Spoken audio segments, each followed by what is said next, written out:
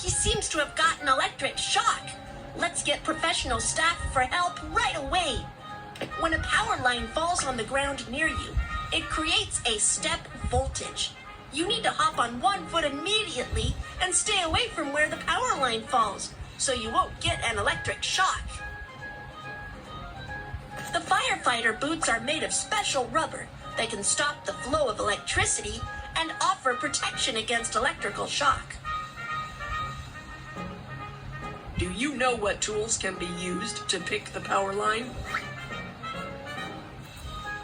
You are right. Dry wooden sticks can stop the flow of electricity. The on-site environment is safe. I have received professional first aid training. We can start the rescue now. What's the matter? What's the matter?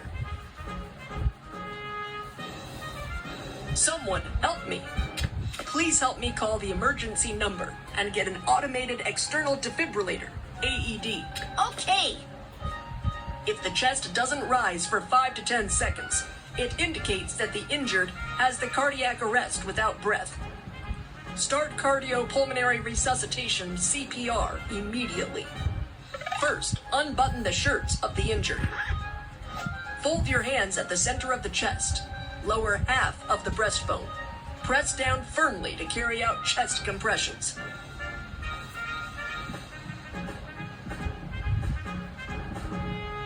Perform 30 chest compressions. Open the airway. Then, perform 2 rescue breaths until the automated external defibrillator, AED, is available. We've got the automated external defibrillator. Turn on the defibrillator and operate according to the voice prompt.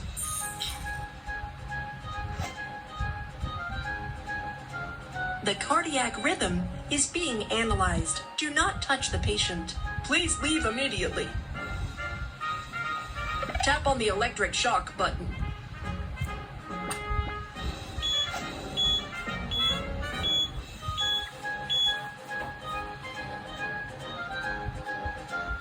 Great, you are awake. Once the medical team is here, we will give you further treatment. Don't worry. What are the first aid procedures for cardiac arrest? Let's review. 1. On-site evaluation and examination. 2. Call for help. Dial for emergency medical services and get AED. 3. Perform cycles of 30 chest compressions and 2 rescue breaths. 4. Carry out electric defibrillation